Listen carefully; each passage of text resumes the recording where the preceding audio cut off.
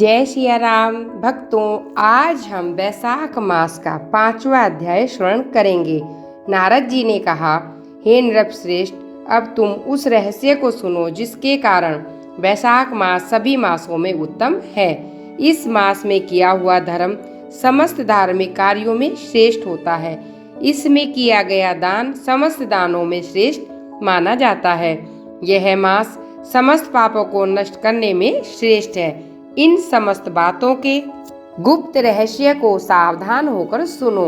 हे राजन, सब युगों की समाप्ति पर समस्त लोकों के स्वामी भगवान विष्णु समस्त सृष्टि को अपने उदर में रखकर शेष शैया पर और योग निद्रा के वंशीभूत होकर अनेकता रूपी एकता को प्राप्त होते हैं। तब एक निमेष बीतने के बाद वेदों की प्रार्थना पर भगवान अपनी निद्रा को त्यागते हैं। हे महाप्राग, चैतन्य होने पर भगवान श्री नारायण अपने उदर में स्थित जीवों की अपनी इच्छा मात्र से ही कर्मानुसार सृष्टि करते हैं। भगवान विष्णु की इच्छा होने पर उनकी नाभि से एक स्वर्ण कमल उत्पन्न होता है और उसी कमल से विराट पुरुष रूपी ब्रह्मा उत्पन्न हुए। फिर भगवान की इच्छा अनुसार ब्रह्मा ने 14 भुवनों की रचना की तथा भिन्न भिन्न कर्म और आश्रमों की रचना की। तीनों गुण सत, रज और तम, सभी भुवनों के अधिपति प्रकृति और मर्यादा की रचना भी हुई। इसके बाद वर्णाश्रमों की रचना करके धर्म की स्थापना हेतु चारों वेद, शास्त्र, स्मृति, पुराण तथा इतिहास के नियमित उनके प्रवर्तक ऋषि गण प्रकट किए। उन ऋषियों ने अलग अलग वर्णों के अलग अलग धर्म सुनिश्चित किए तथा प्रजा को उत्पन्न कर उनमें धर्म के प्रति जिज्ञासा को श्रद्धा में बदला।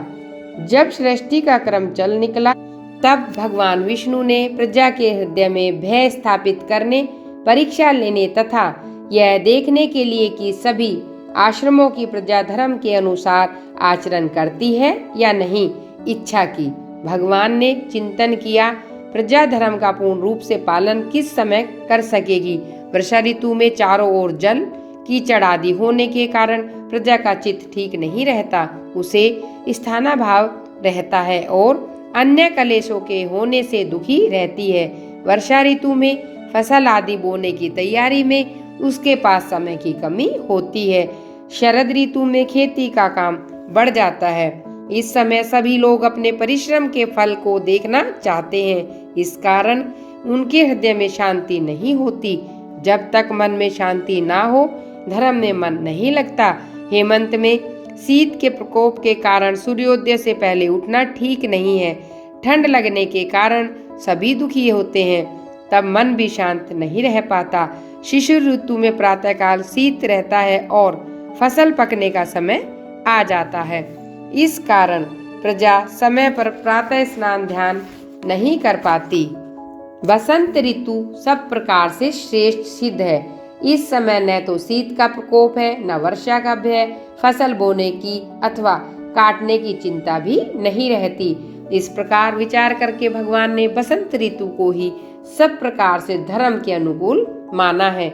इस ऋतु में स्नान, दान, तप, यज्ञ, क्रिया, भोग, योग तथा सभी प्रकार के धर्म कार्य सुविधा पूर्वक किए जा सकते हैं। अस्तु, यही समस्त ऋतुओं में अत्यंत श्रेष्ठ एवं धर्म के अनुकूल है। ऐसा विचार करके भगवान ने इसी ऋतु में धर्म की स्थापना करने का विचार किया। धन से सभी वस्तुएं प्राप्त होती हैं, धन से धर्म होता है तथा धर्म से मोक्ष मिलता है। अतः धनवानों को अपना धन सुकर्म में लगाना चाहिए।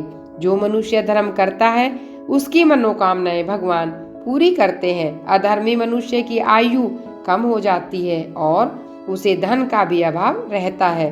वैशाख मास में साधु सेवा तथा भगवान का नियम पूर्वक पूजन करना सब सुखों को देने वाला है। विष्णु भगवान इस मास में सब लोगों का भ्रमण करते हुए प्राणियों की परीक्षा लेते हैं और जो जैसा करता है उसे वैसा ही फल देते हैं। वैशाख मास में किए सुकर्मों से प्रभु वर्ष भर के पापों को क्षमा कर देते हैं। अतः यह मास सभी मासों में उत्तम है। बोलो विष्णु भगवान की जय।